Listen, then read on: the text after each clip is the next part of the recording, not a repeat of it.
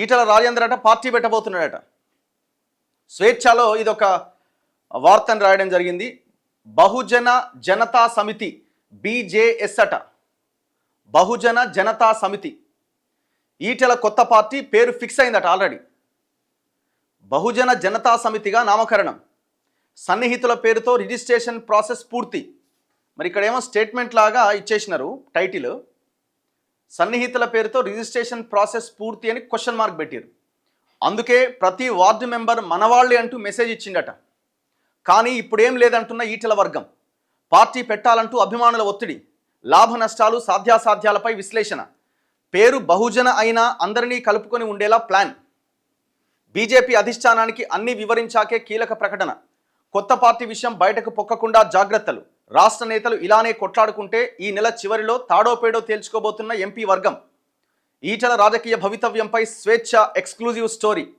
ఒకవేళ ఈటల రాజేందర్ని ఆ party high command బుజ్జగించే ప్రయత్నం చేసినా అది తాత్కాలికమే అవుతుంది తప్ప ఈటల రాజేందర్ అందులో ఇమడ లేడు. Very clear. అధిష్టానం ముందు రెండు ఆప్షన్లు పెట్టినాం అనుకోండి, బండి సంజయ్ కావాలా ఈటల రాజేందర్ కావాలా అని అధిష్టానం ముందు పెడితే హూ ఈజ్ ఈటల రాజేందర్ అనే హైకమాండ్ అంటది తప్ప లేదు లేదు ఈటల రాజేందర్ కూడా కావాలి, ఈటల రాజేందర్ ఖచ్చితంగా ఉండాలి అని మాత్రం పార్టీ అనదు. బండి సంజయ్ని పిక్ చేసుకుంటుంది. ఎందుకంటే ఆ పార్టీ ఐడియాలజీ, ఆ పార్టీకి కావలసినోడు ఏ రకంగానైనా బండి సంజయ్ లాగా ఆ పార్టీ ఐడియాలజీ విషయంలో, హిందుత్వ ఎజెండా విషయంలో ఈయన అంత ఇదిగా మాట్లాడలేడు. కాబట్టి బండి సంజయ్ని వాళ్ళు పిక్ చేసుకుంటారు. బండి సంజయ్ కూడా ఈయనలాగానే ఈ పాటికి అటు ఇటు చేసిండు, ఈ పాటికే చర్చలు జరిగాయి.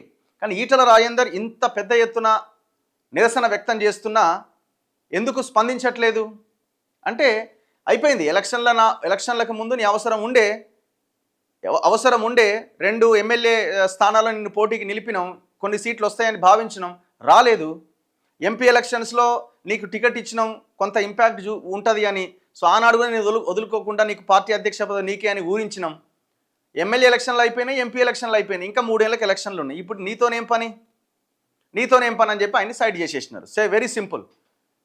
ఇప్పుడు బంతి ఎవరి కోర్టులో ఉంది? బీజేపీ చాలా క్లియర్గా గీత గీసి వాళ్ళు ఒక లైన్ మీద ఉన్నారు. బంతి ఈటల రాజేందర్ కోర్టులో ఉంది. ఇక ఆయన ఎటు దంతాడు అన్నది ఆయన నిర్ణయం. నేను ఎక్కడ దన్నానని చెప్పి ఇట్లా తన్ని మళ్ళీ బీజేపీలోనే ఉంటా అంటే ఇది లేదు. కొత్త పార్టీ ఏమైనా పెట్టే అవకాశం ఉందా చూడాలి. కాంగ్రెస్కి ఏమైనా పోయే అవకాశం ఉందా? ఒకవేళ ఆల్ ఆఫ్ సడన్గా ఒకవేళ ఎలక్షన్స్ ఉంటే వాళ్ళు ఏదైనా డిప్యూటీ సీఎం, అసలు యాక్చువల్గా నాకు 2023 ఎలక్షన్స్కి ముందే డిప్యూటీ సీఎం ఆఫర్ ఉండే కాంగ్రెస్లో, పోలేదు, బీజేపీలోనే ఉన్నాడు. హుజురాబాద్ ఎలక్షన్లో బీజేపీ అభ్యర్థిగా గెలిచిన తర్వాత. సో మరి ఇప్పుడు కాంగ్రెస్కి ఏమైనా వెళ్ళే అవకాశం ఉందా? అంత ఈజీ కాకపోవచ్చు. ఎందుకంటే అక్కడనే అది రకరకాలుగా ఉన్నది. కాంగ్రెస్ గవర్నమెంట్ మీద మాట్లాడుతున్నాడు గట్టిగానే. సో ఇవన్నీ ఉన్నాయి కాబట్టి కాంగ్రెస్లోకి వెళ్ళకపోవచ్చు, బీఆర్ఎస్లోకి ఛాన్సే లేకపోవచ్చు. ఎందుకంటే ఆ పార్టీ అంత ఆగమాగమే ఉన్నది పరిస్థితి ఆ కుటుంబ కొట్లాటల్లో. సో ఇంకా మిగిలిందే ఉంది బీజేపీ కాకుండా కొత్త పార్టీ పెట్టడం తప్ప. మరి పార్టీ పెడతాడా? అంత ధైర్యం చేస్తాడా? చాలామంది అంటుంటారు ఈటలకు అంత ధైర్యం లేదు, కొంత వెనకడుగు వేస్తూ ఉంటాడు, ఎవరికి చెప్పడు ఏమి అన్న ఒక లైన్ కూడా చాలా బలంగానే ఉన్నది. మరి ఆయన ఆలోచనలో ఏముందన్నది మనం ఎవరైనా చెప్పలేం. మరి స్వేచ్ఛకి ఎట్లా తెలిసింది బహుజన జనతా సమితి అని? ఇక్కడ ఇంకొక అంశం మనం విశ్లేషించాలి. బహుజన జనతా సమితి అని నిజంగానే ఈటల రాజేందర్ పెడతాడా? బేసిక్గా ఈ రెడ్డి కమ్యూనిటీకి సంబంధించిన నాయకులతో కూడా ఈటల రాజేందర్ చాలా దగ్గరగా ఉంటాడు. ఎందుకంటే వాళ్ళ వైఫ్ కమ్యూనిటీ అదే. అండ్ ముందు నుంచి ఈయన బీసీలకి ఏ రకంగా అయితే అందరూ బీసీ అని అంటున్నారో, రెడ్లకు కూడా ఆయన ప్రతినిధిగానే ఉన్నాడన్న ఒక చర్చ కూడా చాలా బలంగా ఉన్నది. సో కాబట్టి మరి బహుజన అనే టైటిల్ని పెట్టడానికి ఆయన రెడీ అయ్యింది అంటారా? నాకు కొంచెం డౌట్గానే అనిపిస్తున్నది. ఎందుకంటే అందరినీ పార్టీ అన్నప్పుడు అందరినీ కలుపుకొని పోయే ఒక పార్టీ కింద ఉండాలి అన్నది ఒక ఇది ఉన్నది. అఫ్కోర్స్ బహుజన మన బీఎస్పీ లాంటి పార్టీలు వచ్చినాయి అనుకోండి, వాళ్ళు దేశవ్యాప్తంగా ఇంపాక్ట్ చూపించగలిగినారు. కానీ ఈ టైటిల్తో ఈటల రాజేందర్ ముందుకు వెళ్తాడా? నాకు కొంచెం డౌట్గా ఉన్నది. మరి ఈ టైటిల్ ఎంతవరకు కరెక్ట్ అన్నది, అంటే పెడితే పర్ఫెక్టే, కానీ ఆయన మదిలో ఎంతవరకు ఉన్నది అన్నది కొంత డౌట్ఫుల్గా నాకు అనిపిస్తున్నది. చూడాలి. ప్రాసెస్ కూడా ఆల్మోస్ట్ కంప్లీట్ అయింది అని అంటున్నారు.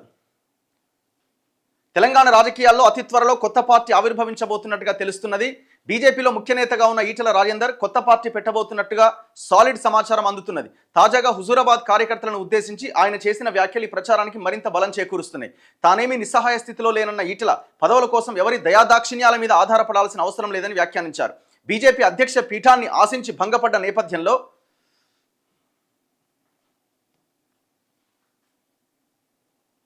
ఈటెల ఈ విధమైన కమెంట్స్ చేసినట్లు స్పష్టంగా అర్థమవుతోంది. ఇదిలా ఉంటే ఈటెల పెట్టబోయే కొత్త పార్టీ పేరేంటి, రాజకీయంగా కలిసి వచ్చే అంశాలేంటి, ఎదురయ్యే సవాళ్ళేంటి అనే చర్చ జరుగుతున్నది. ఇప్పట్లో ఆయన పార్టీ అని ఆ లైన్ అయితే తీసుకోడు. బాగా ఆ పార్టీలో ఉండి ఉండి ఉండి ఆయన్ని హ్యూమిలియేట్ చేస్తున్నారు అన్న భావన ప్రజల్లో చాలా బలంగా వచ్చినప్పుడు మాత్రమే ఆయన బయటకు వచ్చే అవకాశం ఉంటుంది. ఏ రాజకీయ నాయకుడి స్ట్రాటజీ అయినా ఇట్లనే ఉంటుంది. ఇంకా బండి సంజయ్ ఆయనని కార్నర్ చేయాలి, ఇంకా ఇంకా ఇంకా ఇంకా ఇంకా చేసి అది మరింత ఫ్లేరప్ అయిన తర్వాత అప్పుడు బయటకు వచ్చే అవకాశం ఉంటుంది. సో ఇప్పటికిప్పుడైతే ఇది టూ ఎర్లీ అయిపోతుంది. ఒకవేళ ఆయన పార్టీ పెట్టినా టూ ఎర్లీ అవ్వచ్చు. ఇంకొక 1 year సమయం చూసుకొని ఆయన రంగంలోకి దిగే అవకాశం ఉండొచ్చు. ఒకవేళ ఆయన అంత ఆలోచన ఉంటే, అంత ధైర్యం ఉంటే ఆలోచన చేయొచ్చు. ఈటెల కొత్త పార్టీ అదే. బీజేపీలో వరుస అవమానాలు ఎదుర్కొంటున్నట్టు వార్తలు వస్తున్న నేపథ్యంలో ఈటెల రాజేందర్ సంచలన నిర్ణయం తీసుకున్నట్టు సమాచారం. పెద్దగా గుర్తింపు ఇవ్వని కాషాయ పార్టీ నుంచి బయటకు వచ్చి కొత్త పార్టీని ప్రారంభించడం దాదాపుగా ఖాయమైంది. తాను కొత్తగా స్థాపించబోయే పార్టీకి బహుజన జనతా సమితిగా నామకరణం చేసినట్టుగా సమాచారం. బీసీలే లక్ష్యంగా ఆయన పార్టీ పెట్టబోతున్నట్టు సమాచారం. ఈటెల రాజేందర్ బీసీ సామాజిక వర్గానికి చెందిన నాయకుడు. తెలంగాణలో బీసీ సమాజం గణనీయమైన ఓటు బ్యాంకును కలిగి ఉన్నది. ప్రస్తుతం తెలంగాణ రాజకీయాలు సైతం బీసీ రిజర్వేషన్ల చుట్టూ తిరుగుతూ గరంగరంగా ఉన్నాయి. ఈ నేపథ్యంలో బీసీ హక్కుల కోసం బలమైన ఎజెండాను ముందుకు తీసుకొచ్చి తన సామాజిక వర్గం నుంచి గట్టి మద్దతు పొందాలని ఈటెల భావిస్తున్నట్టుగా తెలుస్తోంది. పార్టీ పెడితే కలిసి వచ్చే అంశాలు. తెలంగాణ రాజకీయాల్లో బలమైన బీసీ నేతగా ఈటెల రాజేందర్కు సముచిత స్థానమే ఉన్నది. ఉద్యమ కాలం నుంచి బీఆర్ఎస్ అధినేత కేసీఆర్కు కుడిభుజంగా ఉంటూ వచ్చారు. బీఆర్ఎస్ సర్కార్లో ఆర్థిక ఆరోగ్య మంత్రిగా పనిచేసి తనకంటూ ప్రత్యేక గుర్తింపు తీసుకొచ్చుకున్నారు. ఈ క్రమంలో కేసీఆర్తో తలెత్తిన వివాదాల కారణంగా పార్టీ నుంచి బయటకు వచ్చారు. కేసీఆర్పై విమర్శనాస్త్రాలు సంధించారు. ఒక దశలో కేటీఆర్తో ఢీ అంటే ఢీ అని పోరాడారు. అయితే బీజేపీలో చేరిన తర్వాత ఆయన కేసీఆర్ను పెద్దగా టార్గెట్ చేసిందేమీ లేదు. కొత్త పార్టీ స్థాపించడం ద్వారా తిరిగి కేసీఆర్ను లక్ష్యంగా చేసుకుంటే తిరిగి రాష్ట్రంలో తన మైలేజ్ను పెంచుకోవడంతో పాటు ప్రజల దృష్టిని ఆకర్షించవచ్చని ఈటెల భావిస్తున్నారు. కొత్త పార్టీ వ్యవహారాలను గుట్టుచప్పుడు కాకుండా చేస్తున్నట్టు సమాచారం. బీజేపీలో అసంతృప్తి. బీసీ రిజర్వేషన్ల అంశంలో తెలంగాణ బీజేపీ అనుసరిస్తున్న వైఖరిపై సొంత పార్టీ బీసీ నేతలే అసంతృప్తిలో ఉన్నట్టు సమాచారం. ఈ నేపథ్యంలో ఈటెల బీజేపీ నుంచి బయటకొచ్చి కొత్త పార్టీ పెడితే కాషాయ పార్టీలోని అసంతృప్త బీసీ నేతలంతా ఆయన వెంట వచ్చే అవకాశం లేకపోలేదని రాజకీయ విశ్లేషకులు అభిప్రాయపడుతున్నారు. బలమైన బీసీ నేపథ్యం కలిగిన ఈటెలకు బీజేపీ అధినాయకత్వం తగిన ప్రాధాన్యం ఇవ్వలేదన్న ప్రచారం కూడా బలంగా ప్రజల్లోకి వెళ్ళింది. ఇది ఈటెల కొత్త పార్టీ కలిసి వచ్చే అవకాశం ఉందని రాజకీయ నిపుణులు అంచనా వేస్తున్నారు. మరోవైపు సోషల్ మీడియాను సమర్థవంతంగా వినియోగించుకునే అతి కొద్ది మంది తెలంగాణ రాజకీయ నేతల్లో ఈటెల రాజేందర్ ఒకరు. కొత్త పార్టీ పెట్టినప్పుడు రాష్ట్రంలోని యువత, వివిధ సామాజిక వర్గాలను ఆకర్షించడానికి ఇది ఉపయోగపడే అవకాశం ఉంది. సవాళ్లు తట్టుకోగలుగుతారా? ప్రస్తుతం రాష్ట్రంలో కాంగ్రెస్, బీజేపీ, బీఆర్ఎస్ మధ్య ముక్కోణపు పోటీ నెలకొని ఉంది.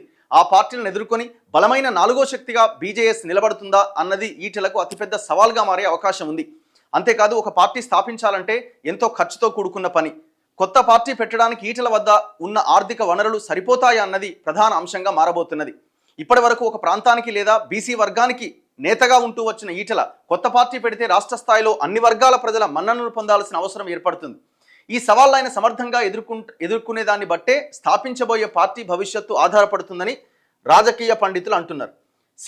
బీసీ బీసీ బీసీ అనే యాంగిల్ అంటున్నారు. ఆయన ఎంత బలమైన ముదిరాజ్ బీసీ సామాజిక వర్గం నుంచి వచ్చినా ఆయన అదే రెడ్డి సామాజిక వర్గంతో కూడా మంచి సంబంధాలే ఆయనకున్నాయి. ఇంతకుముందు చెప్పిన వాళ్ళ వైఫ్ రెడ్డి, దట్టు ఆయన ఆ సామాజిక వర్గ నాయకులతో కూడా బలమైన రిలేషన్సే కలిగి ఉన్నారు. కాబట్టి ఇది ఓన్లీ బీసీ పార్టీనే, ఇది ఓన్లీ బీసీల కోసమే అనే ఒక ఎజెండాతో ఆయన ముందుకు వచ్చే అవకాశం ఉండదు. Very clear.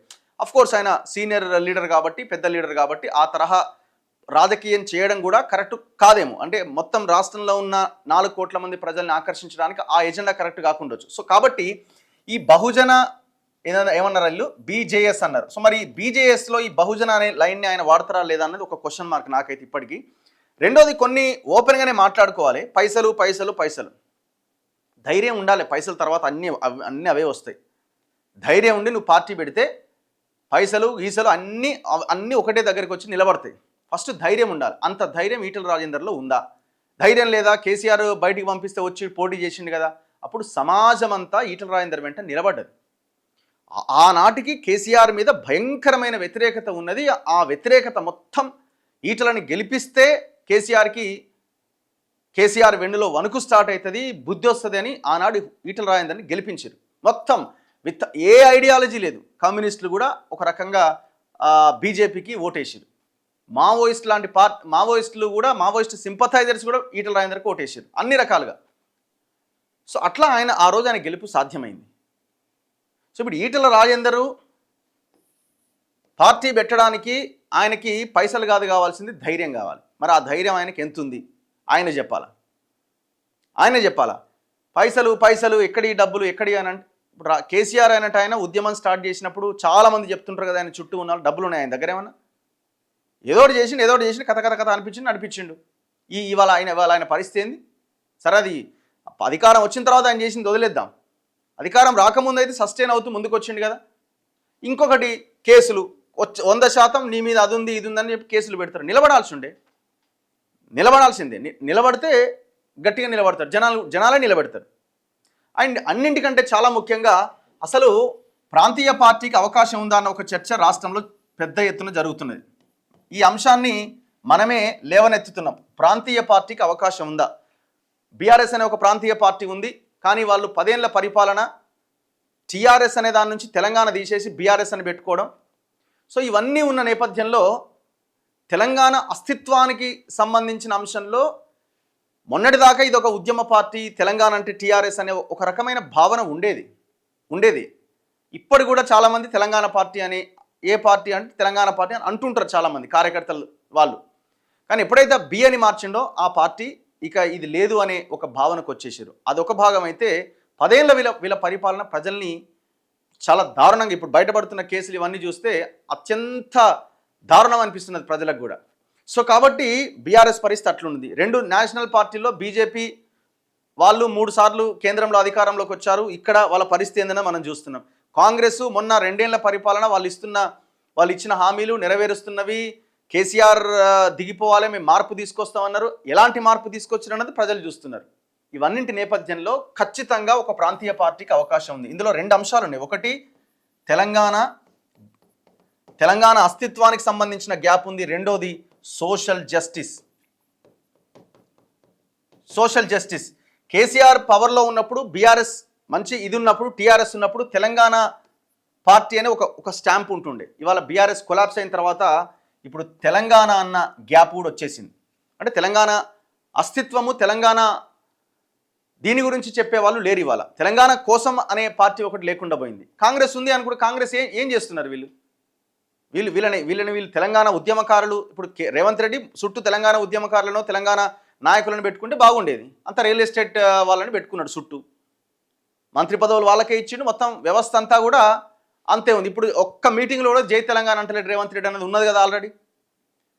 సో కాబట్టి వాళ్ళకు కూడా ఆ రైట్ లేదు. కాబట్టి ఎవరో ఒకరు నేను తెలంగాణ ఉద్యమకారుని, నేను తెలంగాణ కోసం కష్టపడ్డానే ఒక నాయకుడు కావాలన్నది ఈ గ్యాప్ ఏర్పడ్డది. మొన్నటిదాకా కేసీఆర్ ఉంటుండే. ఇక సోషల్ జస్టిస్ అన్నది ముందు నుంచి ఉన్నది. కేసీఆర్ వచ్చి మొత్తం వెలమలకి పదవులు ఇచ్చిండు, రేవంత్ రెడ్డి వచ్చి మొత్తం రెడ్లకు పదవులు ఇస్తుండు అనే ఈ దాంట్లో సామాజిక న్యాయం అన్న గ్యాప్ చాలా స్పష్టంగా కనబడుతున్నది.